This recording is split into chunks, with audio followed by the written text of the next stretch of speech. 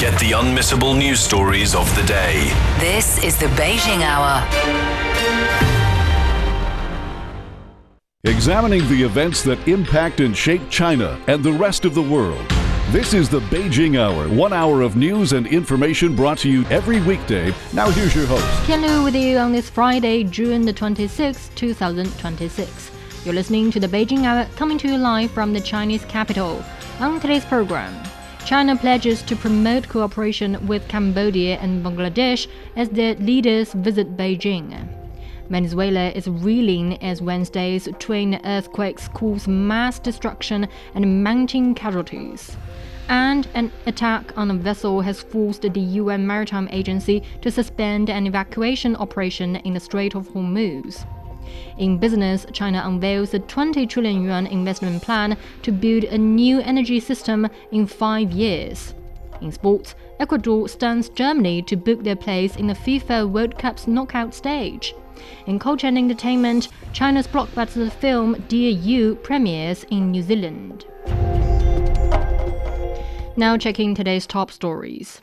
General Secretary Xi Jinping of the Communist Party of China Central Committee has reaffirmed support for Cambodia's sovereignty, security, and development path.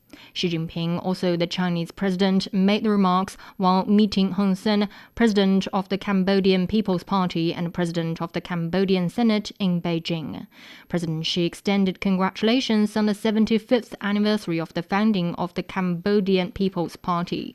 He said China is willing to work with Cambodia to safeguard peace, seek common development, and jointly create prosperity. Hun Sen said he fully agrees with General Secretary Xi's positive evaluation of the friendship between China and Cambodia and the joint efforts to build an all-weather China-Cambodia community with a shared future in the new era.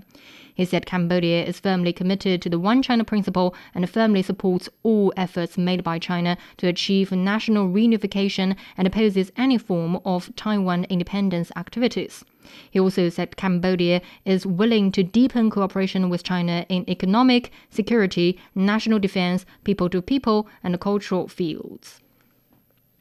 China and Bangladesh have announced the elevation of ties to a community with a shared future in the new era.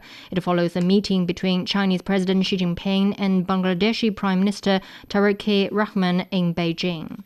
President Xi says China remains committed to the general direction of the China-Bangladesh friendship, no matter how the international landscape evolves. He says China supports Bangladesh in safeguarding its national independence, sovereignty, and territorial integrity and opposes external interference, and that it stands ready to maintain exchanges with Bangladesh at all levels. He also says China will strengthen communication and coordination with Bangladesh under multilateral frameworks and better safeguard the interests of the global south. Rahman congratulated the Communist Party of China on its 105th founding anniversary. He says Bangladesh hopes to boost inter-party exchanges with China, jointly advance Belt and Road cooperation, and deepen collaboration in various fields. The Prime Minister says Bangladesh adheres to the One China principle. The two sides also issued a joint communique agreeing to set up a mechanism for strategic dialogue between foreign ministers and explore 2+2 dialogue mechanism on diplomacy and defense. China and Bangladesh have deepened cooperation in the medical sector in recent years. Universities and hospitals in Yunnan province are working with Bangladeshi partners on talent cultivation and cross-border medical treatment. Yang Jinghao has more. Miftahul is now pursuing a PhD at Kunming Medical University in southwest China. The young man from Bangladesh also completed his bachelor's and master's degrees here. Over the past decade, his journey in medicine has been intertwined with China. China is very well known for its rapid development and also in medical science, technology, and it has one of the best facilities, I believe, in the world. It allows students to expand their ability in medical science. Currently, Miftahul is working on spinal cord injury and hopes to make breakthroughs in treatments like stem cell therapy. This research holds special meaning for him.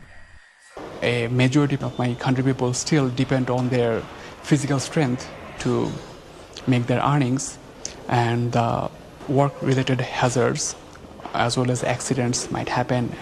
It might damage their spine. What we are working on, it will help my country patients to recover in a certain level to gain their physical strength. Miftahul is one of many Bangladeshi students who have chosen to pursue medical studies here.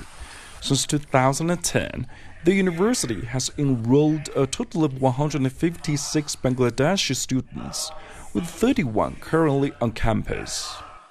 Many graduates choose to return to Bangladesh, serving local communities and contributing to local healthcare service and medical education. This is just one facet of China-Bangladesh medical collaboration.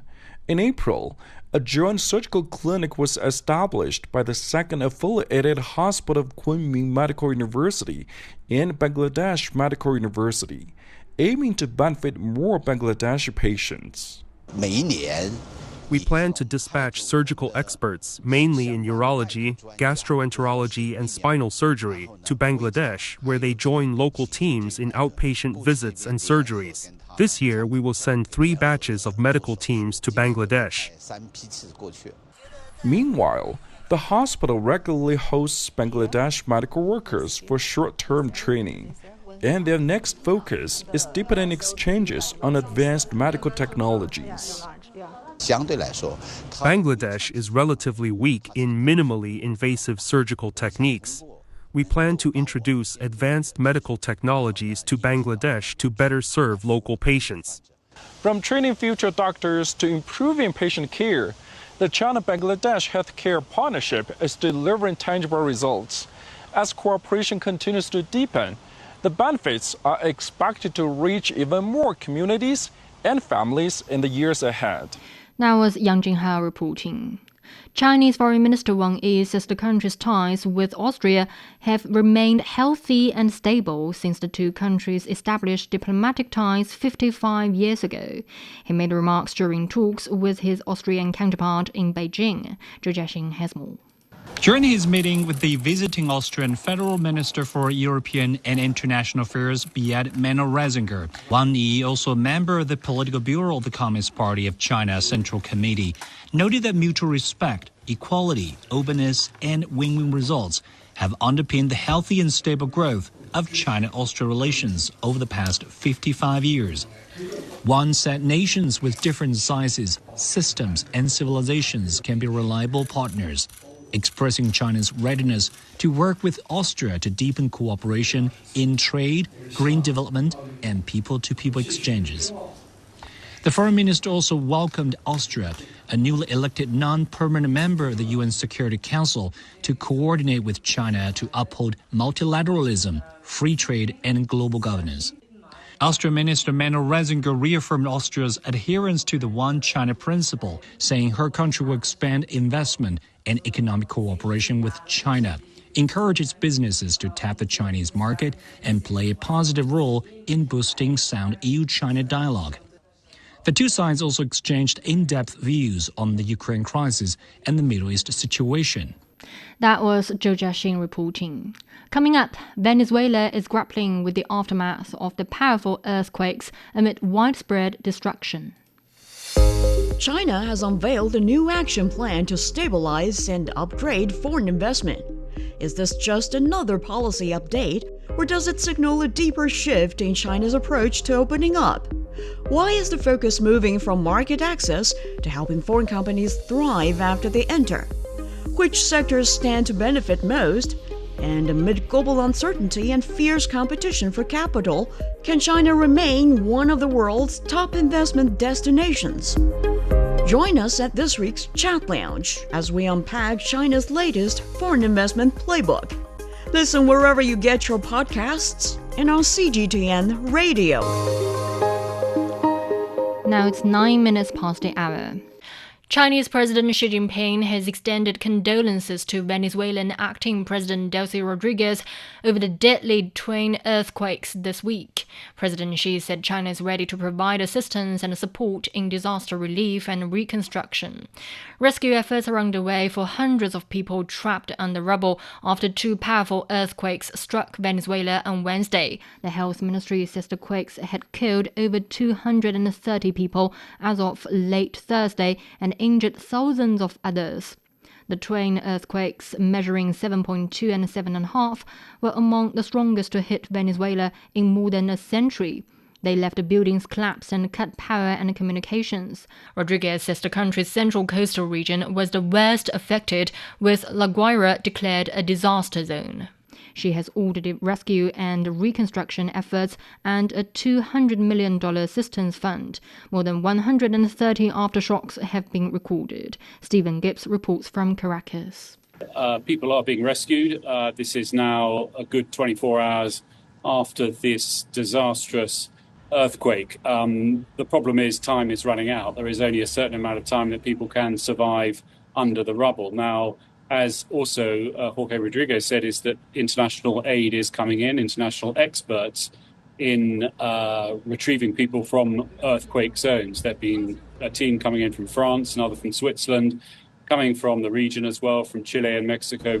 All those countries have a lot of experience. At the moment, what we're seeing in Caracas is it's the people themselves, the Venezuelans, that are doing their best to rescue people with the help of the rescue authorities here, but this is too big a sort of challenge for just the local rescue authority to do. There were at least 100 buildings that collapsed there. Many of those buildings have several apartments in them, so there are a lot of people without houses. Now, where are they all going? Most are going to family and friends. That's a very sort of typical thing in this part of the world. In terms of these people finding new houses, that is a serious problem and a serious challenge for the country going ahead. We also see still quite a few people who are not going to houses at all. They are staying outside in parks, in squares, in pavements, more because people are actually quite upset and scared of being inside a building after what happened. And all day here, Thursday, in Venezuela, in Caracas, I've been sensing these aftershocks. Some of them really quite noticeable, some of them barely noticeable, but that is one other thing that happens after an earthquake, and it's quite troubling for the people that have been through it once. That was Stephen Gibbs in Caracas. The powerful earthquakes in Venezuela have reduced buildings to rubble, but the disasters have not broken the bonds between people. Many residents have shared what they experienced when the quakes happened. Where I was in La Candelaria, I was across from Plaza Candelaria. My phone sounded an alarm. It said, "Danger, earthquake, 6 points or something." I thought it was a virus. I removed it, and right away I started hearing sounds.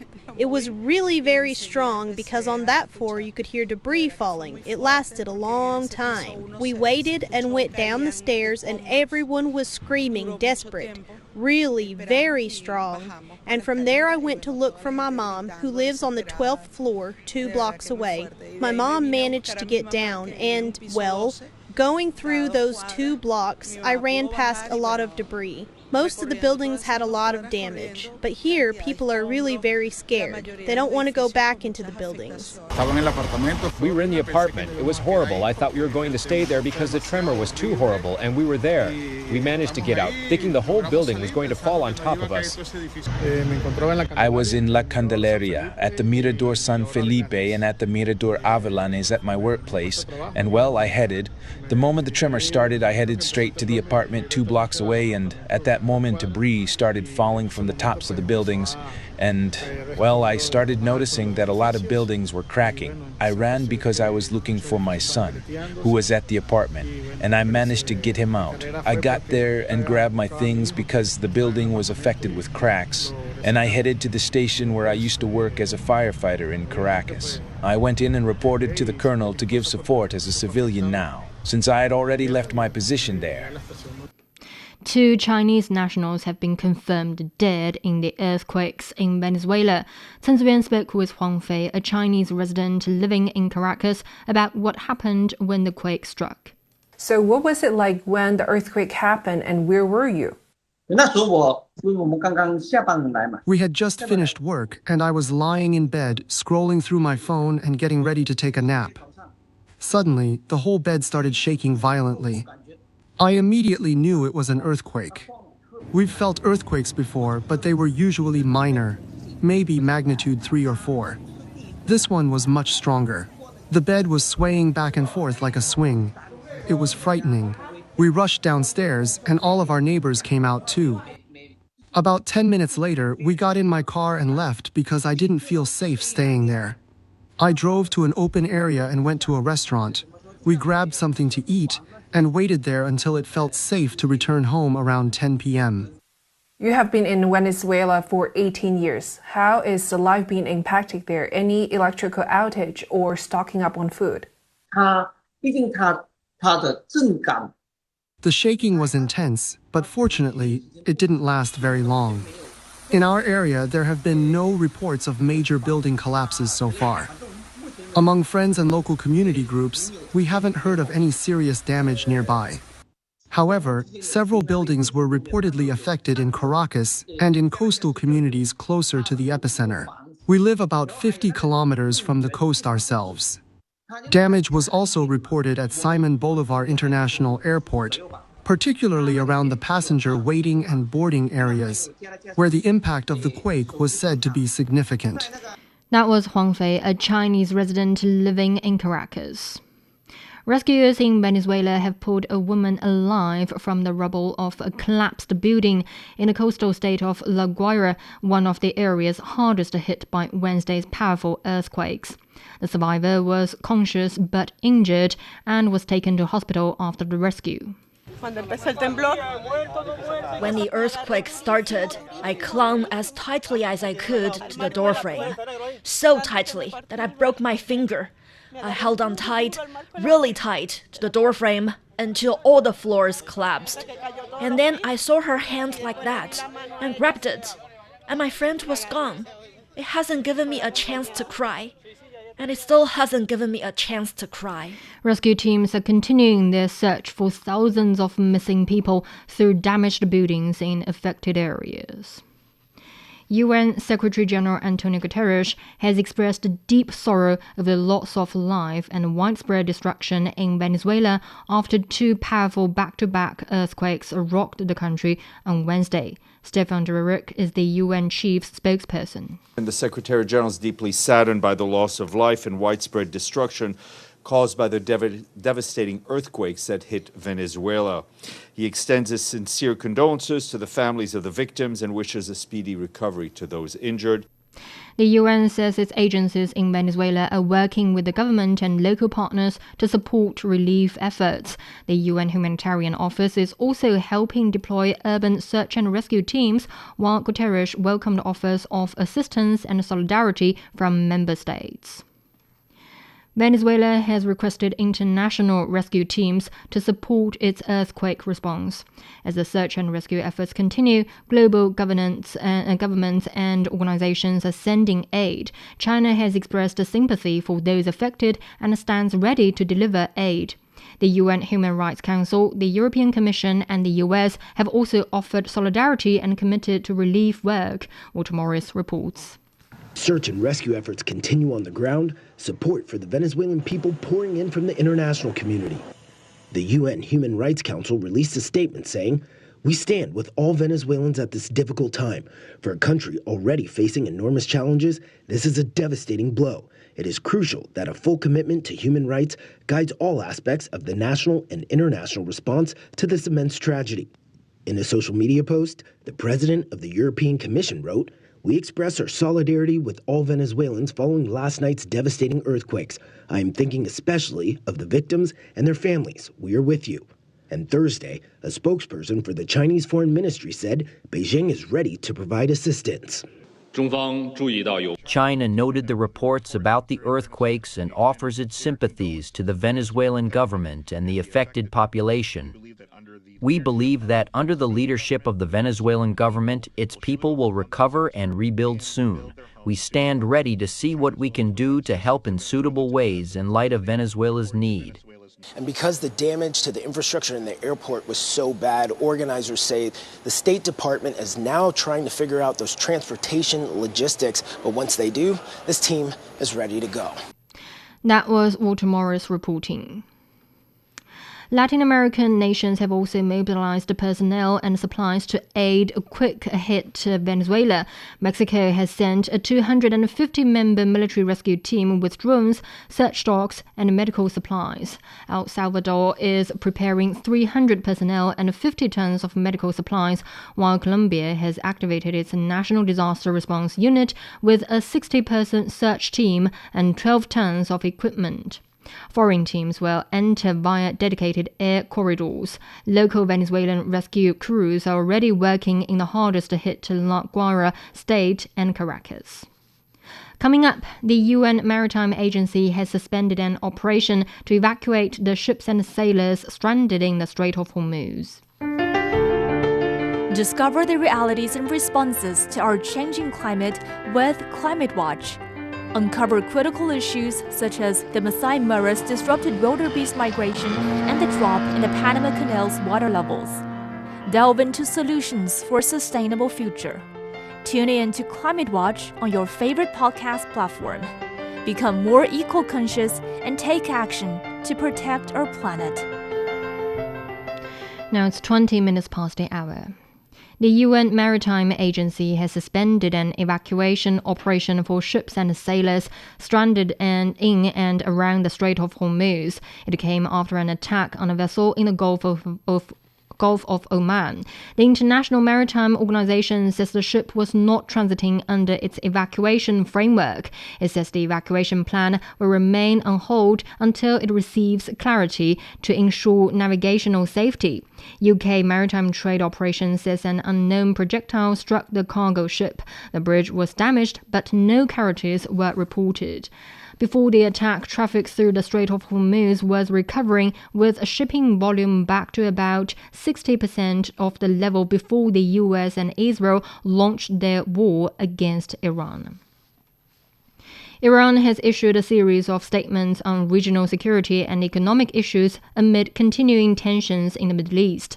A senior official of the Islamic Revolutionary Guard Corps says Israel must fully withdraw from Lebanese territory. He says if Israel does not withdraw voluntarily, it will be forced to flee. The Iranian parliament speaker has rejected claims that unfrozen assets will be used to buy U.S. agricultural products. The Israeli military says it has killed several suspected Hezbollah operatives in 2 separate attacks. Israel says its soldiers eliminated 6 Hezbollah fighters around the security zone that Israeli forces have established in southern Lebanon. UN peacekeepers in Lebanon say apart from the 2 violations on Thursday, the ceasefire has largely continued to hold. The UN says it has also observed 2 Israeli patrol boats in Lebanese territorial waters near Nakura, where the UN peacekeepers' headquarters is located. The future of Lebanon's domestic politics is about to be redefined. The balance of power between the Hezbollah group and the government, which will lead reconstruction and economic reform, is in question. The main challenge for the government is disarming Hezbollah. Adola Maruki reports from Beirut. The second Israeli invasion of Lebanon in 1982 was the main reason Hezbollah was founded. It's why the core belief for the group is to remain armed until it guarantees a permanent end to Israeli threats against Lebanon. The group gave an opportunity to everyone and to the UN, yet we were killed and suffered from ceasefire violations. So how can we hand over our weapons? Who can trust Israel? But they want us to hand over our weapons first, and then we negotiate. How can I do that while I'm getting killed, my people displaced, and my land occupied? Our great martyr Hassan Nasrallah said, if I hand over my weapon, I would become a traitor. We will not leave our weapons. Over the past 5 decades, Hezbollah's military power has grown stronger than that of the Lebanese National Army. That has shaken the Lebanese government's sovereignty, making crucial decisions like engaging in a war with Israel not exclusive to the state. Disarming Hezbollah has become a necessity for President Joseph Aoun. Doing so by force, though, could lead to a civil war. Because of Hezbollah's clear stance to hold on to their weapons with all their might, many here in Lebanon believe that the only way forward will be through dialogue to ensure that the group is part of any future political solution in Lebanon. In reality, during the past two wars, these arms proved ineffective at protecting Lebanon. It couldn't create a deterrent force, as Hezbollah claimed. It instead gave Israel an excuse to inflict great destruction, leading to occupation. War didn't lead to the full disarmament of Hezbollah. It destroyed its military infrastructure and restrained much of its power.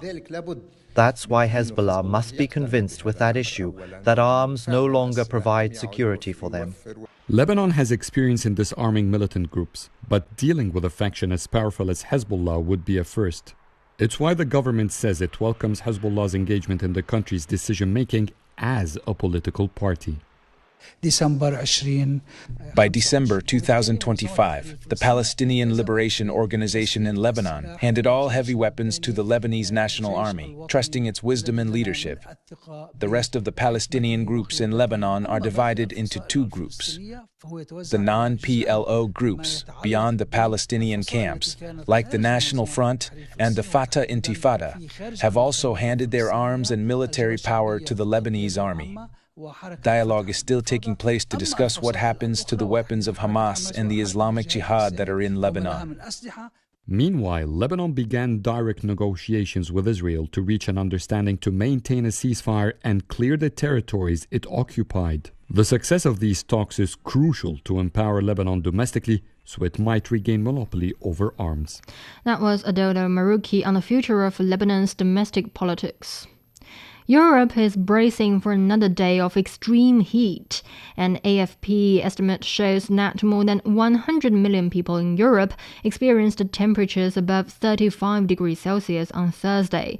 Weather warnings are again in place across the UK, France and Italy. France had its hottest night on record, while the UK experienced its warmest June night ever. In Spain, officials say more than 200 people died from heat-related incidents between Sunday and Wednesday. Ken Brown reports from Madrid. Scorching weather. This heat wave continues across the continent. 212 people have lost their lives here in Spain because of the heat. That number coming from the Ministry of Health. We had Spain's hottest day since at least the 1950s on Tuesday and Wednesday. And that's pretty much the story across the continent. 44 degrees in France, over 44 degrees. That's the hottest temperature ever recorded, not just for June, ever. And elsewhere, you know, the UK has seen records too. 17 Italian cities are under red weather alerts, and they follow cities in Germany, in Austria, in Switzerland. The epicenter of this, though, really focused in France. They're calling it the Omega Block, this huge heat dome over Europe at the moment. France has had some really tragic stories. More than 40 people have lost their lives trying to cool off by swimming. They've drowned. We've also seen hundreds of thousands of birds, poultry are just dying off in farms because they're not built for this kind of heat. And today we've heard that nuclear power stations' output have been reduced because there isn't enough water to cool them down. So the climate crisis is here. It's not coming, it's already here. Heating causes more than 500,000 people to lose their lives each year, and that appears to be getting worse. That was Ken Brown in Madrid. A report warns that invasive red fire ants could cause more than 30 deaths a year if they spread across Australia. The Australia Institute estimates the ants could sting more than 8 million people a year, leading to over 620,000 additional medical visits and 33 deaths from severe allergic reactions. First detected in Queensland in 2001, the invasive species has since spreading to parts of neighbouring New South Wales. Now it's 29 minutes past the hour, checking the forecast before the break.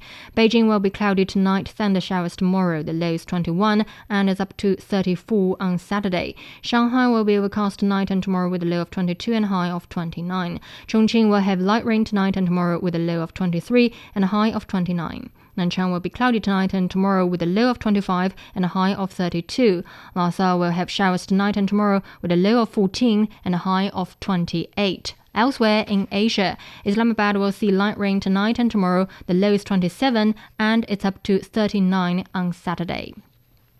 Now it's time for a short break. So far this hour, China pledges to promote cooperation with Cambodia and Bangladesh as their leaders visit Beijing. Venezuela is reeling as Wednesday's twin earthquakes cause mass destruction and mounting casualties. And an attack on a vessel has forced the UN maritime agencies to suspend an evacuation operation in the Strait of Hormuz. Tianlu with you. Stay with here on the Beijing Hour.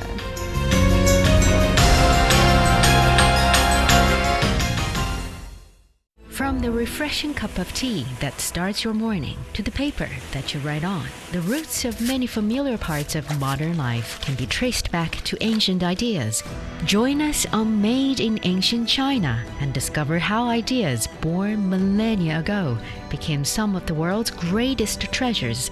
Made in Ancient China brings you stories of human ambition, inspiration, and connection. Now available on all major podcast platforms. Shh, listen up.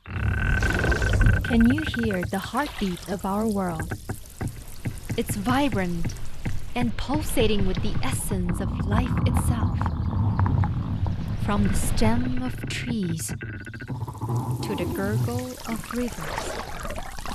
From the silent strength of mountains to the icy whispers of glaciers. Even the solid ground beneath our feet. Right there, in the midst of all, beats the heart of humanity. What if those other heartbeats were to stop?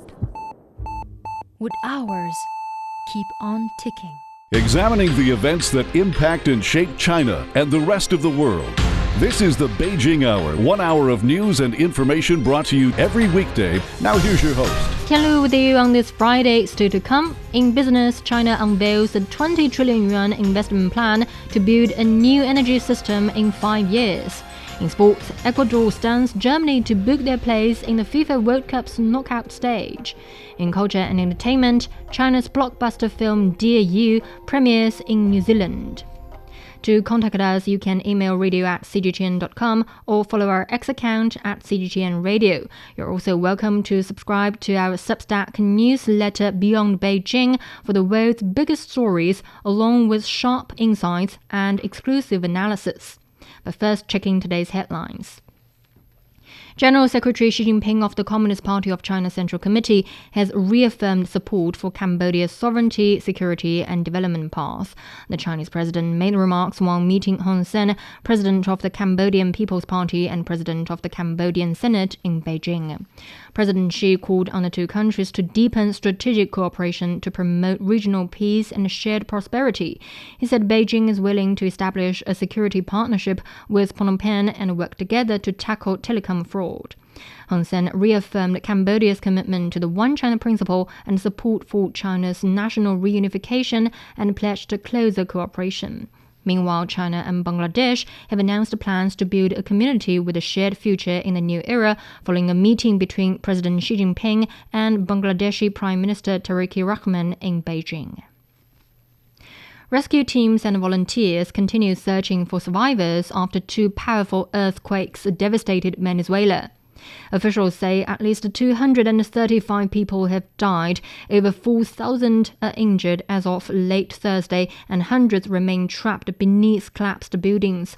Thousands are also reported missing. Rescuers pulled several survivors from the rubble, including a 4-year-old, while grieving families gathered as more victims were recovered. Horrible.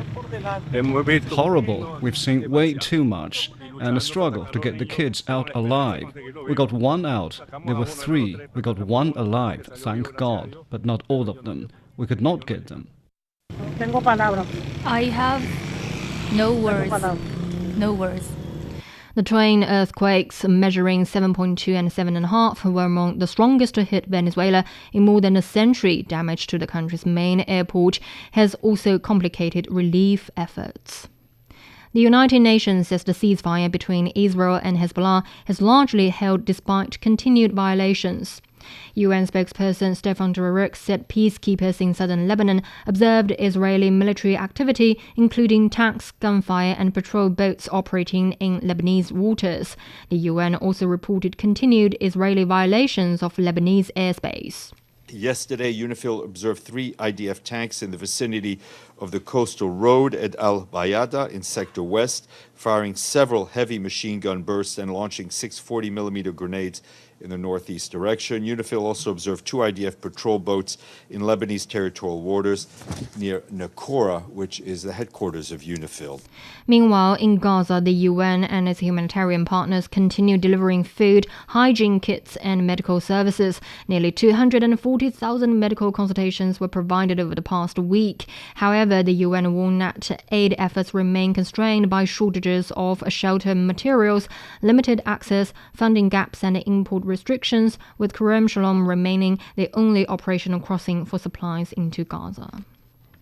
UN Secretary General Antonio Guterres has marked the 20th anniversary of the UN Peacebuilding Commission and Peacebuilding Fund, praising their role in helping countries recover from conflict.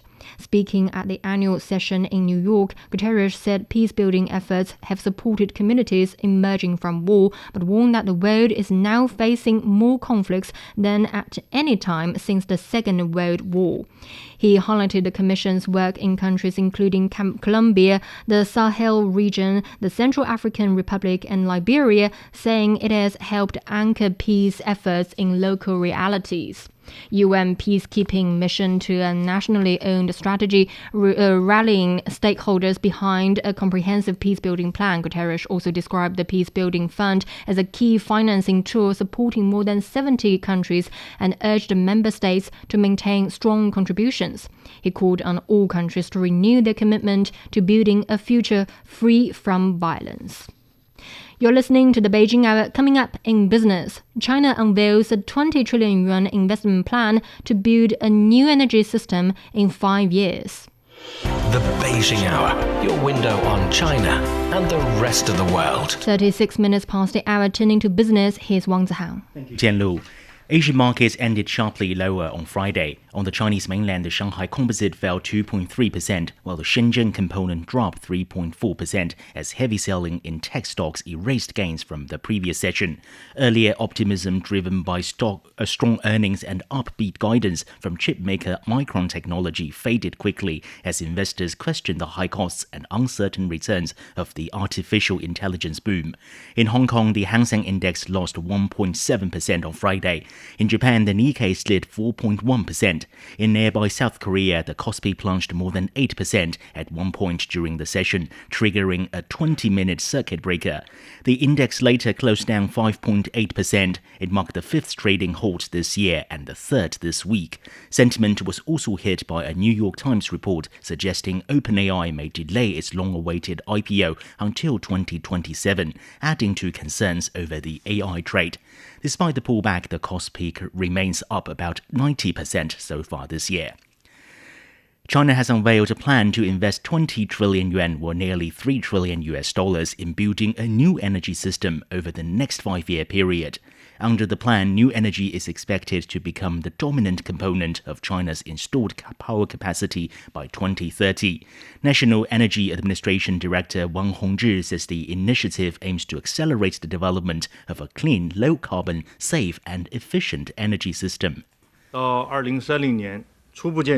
2030, China will have initially established a new energy system that is clean, low-carbon, safe and efficient. The share of new energy in stock capacity will exceed 50%, making it the dominant component of power generation capacity. Non-fossil fuel power generation will account for 50% of total electricity output, becoming the primary source of electricity. Additionally, coal and oil consumption will peak. The National Development and Reform Commission and the National Energy Administration issued a plan outlining goals for energy security and green transition. It also seeks to strengthen domestic control over key technologies in the energy industrial chain and position China at the forefront of global energy innovation. China has pledged to peak carbon emissions before 2030 and achieve carbon neutrality by the year 2060. The 4th China International Supply Chain Expo in Beijing draws to a close on Friday. This year's event saw foreign exhibitors account for more than 36% of all participants, while Fortune Global 500 companies and other industry leaders made up about 60%. The expo featured 36 exhibition zones and attracted participation from 93 countries and companies around the world.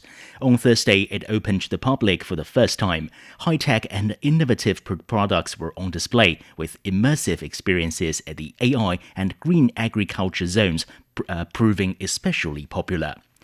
Now, this year's Global Supply Chain Promotion Report outlines key shifts in global supply chains. Participants say the green transition and AI-driven transformation are key drivers of improving supply chain efficiency. Zhu reports from Beijing. Well, it highlights key trends shaping global supply chains, such as faster digital transformation and a growing shift toward green development. Well, this year's expo has brought together more than 1,200 companies. So, how do those industry players see the latest changes in global supply chains? These samples were buried for 5 weeks in soils under a no-till regenerative farming field and in a nearby conventional field. The difference shows that regenerative farming improves soil activity, which helps organic matter break down fibers more effectively. It highlights how regenerative agriculture can help protect soil and farmland quality, a practice that is increasingly becoming an industry consensus. The report stresses that the green transformation of agriculture is key for ensuring the stability of global commodity supply chains. It also includes energy infrastructure in the global supply chain analysis for the first time, identifying the green upgrade of heavy industry supply chains as a key direction. Green development is a key future direction for the transport industry, especially mining transportation. Our new system applies electrification to mining transport. In the past, energy consumption was high mainly because diesel engines are not very efficient. Now, electric transmission is much more efficient. Green and low-carbon transformation is also taking hold across different industries. Our booth mainly showcases textile recycling. We collect used materials from factories, break down old workwear into fibers, and then turn them into personal protective equipment. In the future, recycling is a key focus, both at the national level and for individuals. The report also added a global AI supply chain map for the first time. It makes clear that digital intelligence technologies are deeply reshaping traditional industrial R&D models.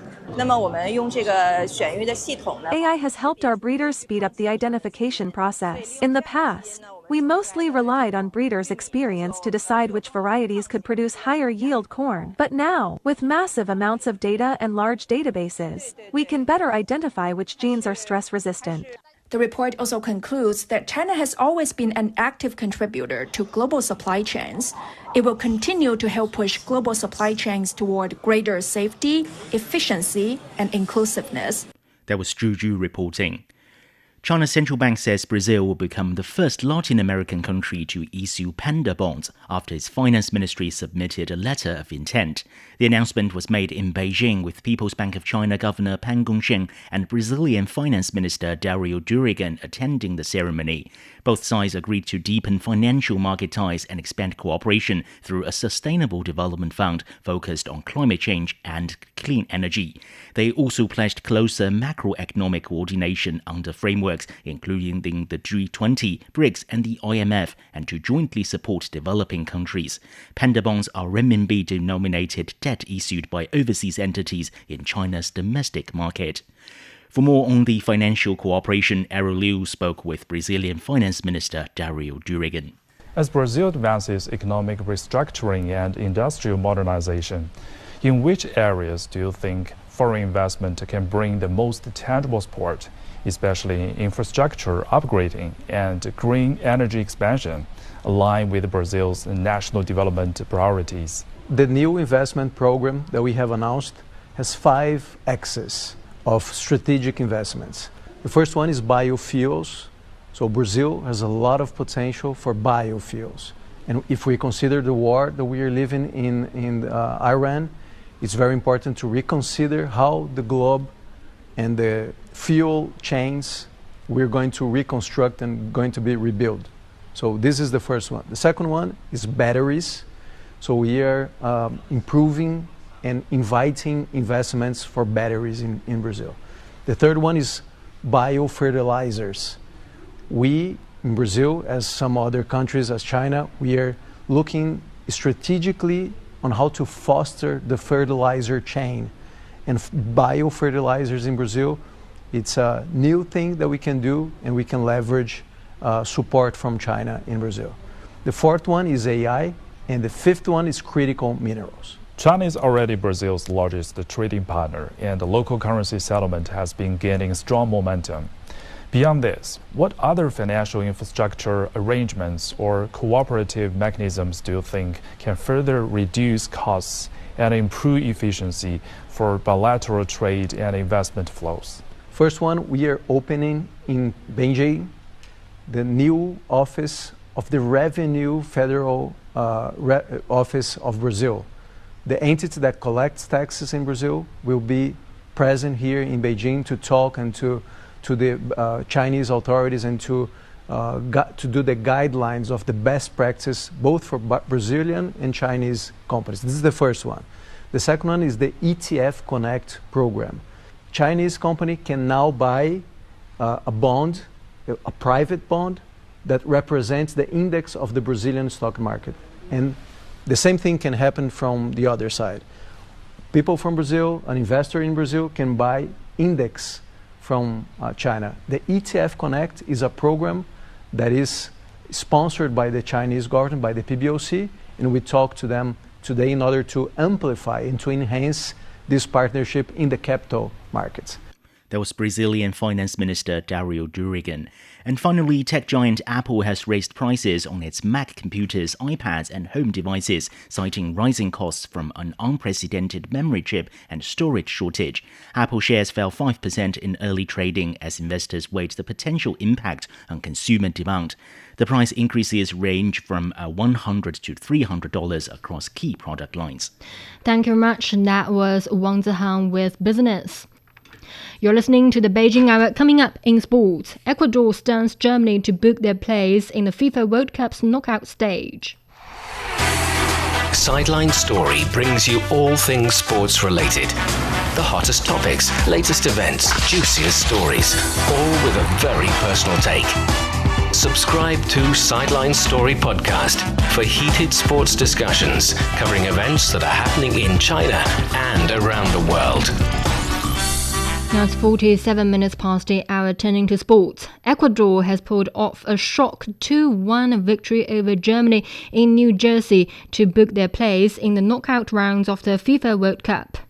Germany, already through to the next stage, struck early through Leroy Sané, but Ecuador responded quickly and grew into the match. The South Americans held firm under pressure before finding a late winner to complete a famous turnaround and seal a place in the round of 32 for the first time since 2006. Ecuador defender William Pacho praised his team's resilience after falling behind early. I'm very happy, honestly. It's largely because of how it played out. We were coming off two very tough matches. It was a bit difficult, I suppose, because we hadn't expected those previous results. But we kept believing in ourselves and in the game plan we've been working on all this time. I'm really happy with how the result turned out. I think the team performed very well and rose to the occasion, even after conceding that first goal, which was a setback. We showed real character and the courage to push forward and go for the win. Germany midfielder Joshua Kimmich admitted Ecuador were the stronger side on the day. Yeah, the atmosphere was amazing, of course. You could feel that there were many people from Ecuador. The difference was today that the opponent wanted to win more than us, and you could really feel it, especially in the second half, and this is why they won today, really deserved. Ecuador finished third in Group E with 4 points, while Germany's campaign takes a surprise turn after their first defeat of the tournament. For more, here we have Yang Guang in the studio. So Germany finished top of their group despite this loss, but can they make a serious run in the knockout rounds? Well, Germany topped Group E, but their title credentials remain unconvincing, I would say. Yes, the attack shows promise with 7 different scorers and a dramatic comeback when yet their wingers lack explosiveness. They rely heavily on central passing to break down defenses, a tactic that works against sides like Curaçao but could prove ineffective against more balanced knockout opponents. Meanwhile, the defense is alarmingly fragile. They haven't kept a clean sheet since 2014, and key centre-back Nico Schlotterbeck is out injured. Jonathan Tah and Manuel Neuer also made sloppy mistakes against Ecuador, with the potential last 16 clash against France looming. These shortcomings leave Germany vulnerable. As things stand, they look far from genuine contenders, and I wouldn't bet on a deep run. Thanks, Yangguan. Elsewhere at the World Cup, Côte d'Ivoire has secured its place in knockout stage of the World Cup with a 2-0 victory over Curaçao in Philadelphia. The African team struck early with Nicolas Pepe opening the scoring inside 6 minutes after a swift attacking move. They maintained control throughout the match and added a second goal in the second half to seal a comfortable win.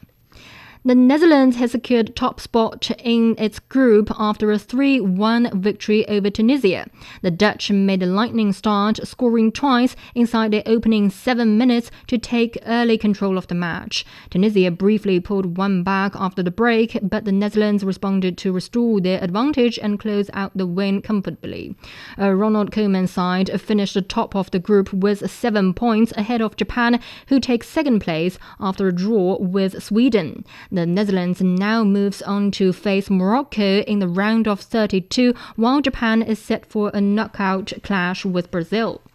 So, Yangguan, we have already seen 177 goals in just 60 games at this World Cup, and that's more than the entire of the last edition. And the average per game is also higher. So what's fueling this goal explosion? Well, several factors explain the goal explosion. First, the official ball, Trianda, has an erratic flight, confusing goalkeepers and enabling long-range strikes. Over 10 of the first 100 goals came from outside the box.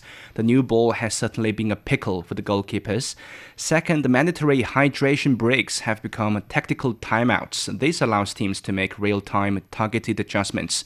Many goals appeared after the breaks. Meantime, precise stoppage time calculations extend effective playing time, as seen in Ghana's 101st minute winner. Stats have it that in the first 100 goals, nearly a third came late between the 76th minute and the stoppage time.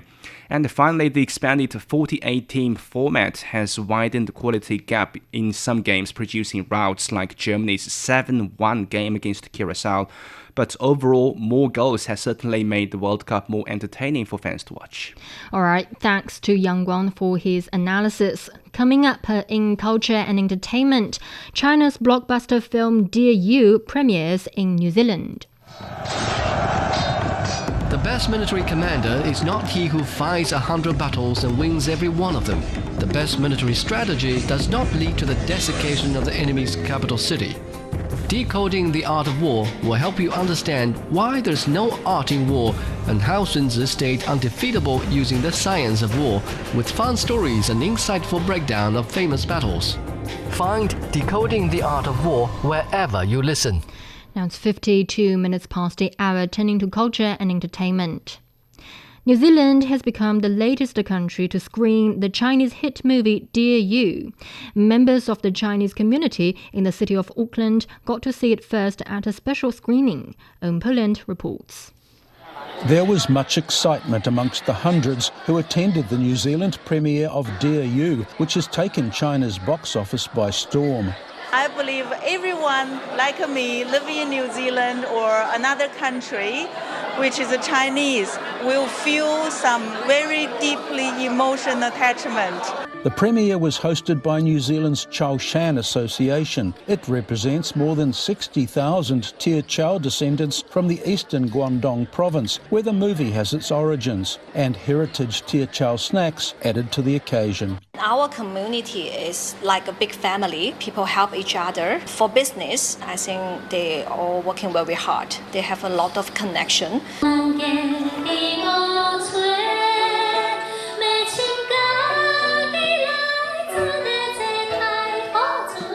Traditional music added to the atmosphere, and China's Consul General in Auckland says the film will strike a deep chord amongst Chinese people and allow their New Zealand friends to feel China's spirit of devotion to family and country. Love letters are central to the Dear You story, and guests were invited to write their own messages.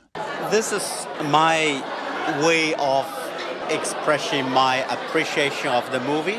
There was even a special letterbox for invited guests to send their symbolic letters from New Zealand to the homeland.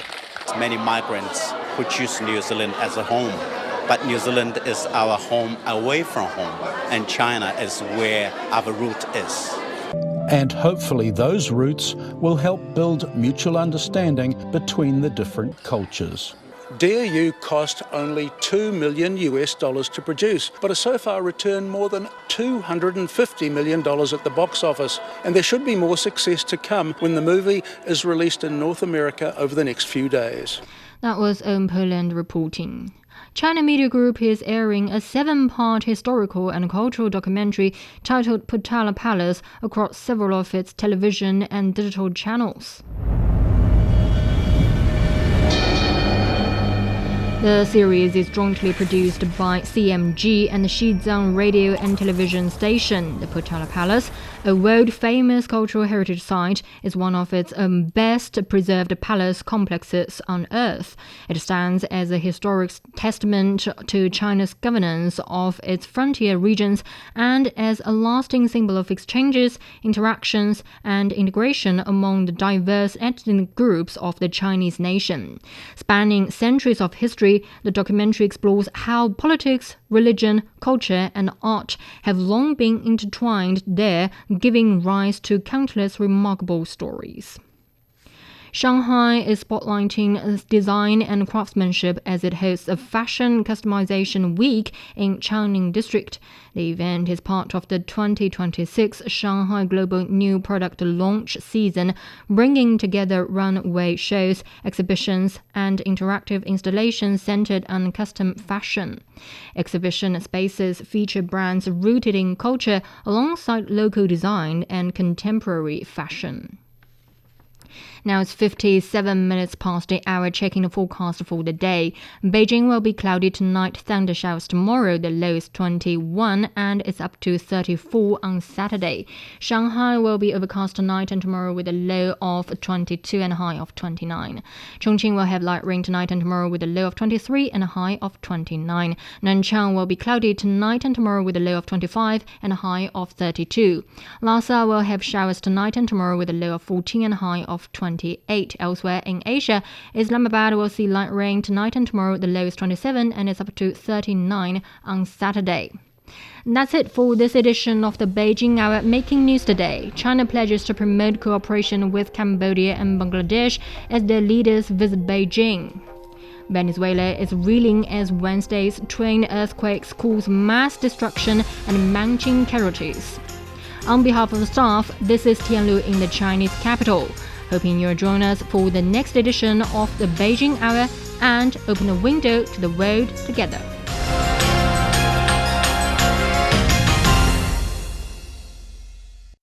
Find the Beijing Hour at precisely 6 p.m. Beijing time.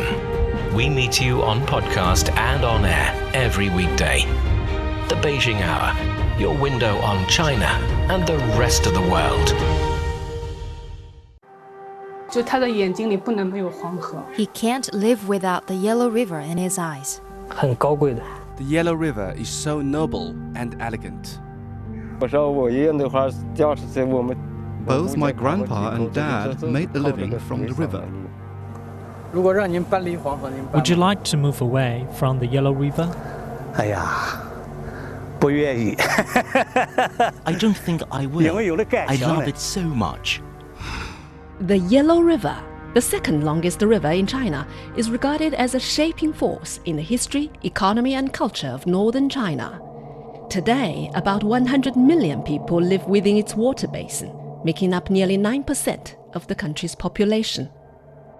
How is climate change felt at its headwaters? And what are the locals doing to cope with it? What are the descendants of the boatmen doing? What has kept some people from leaving their home village by the river? And what has drawn others back? Could the fading fishing community revive in a time of digital transformation? From 2021 to 2024, our reporters visited the upper, middle and lower reaches of the Yellow River, talked to the herders, farmers, boatmen, fishermen and eco-activists who share a close bond with the river, and present their stories in pictures, podcasts and videos, all in our 12-part series, The Yellow River Mosaic, available only on CGTN Radio.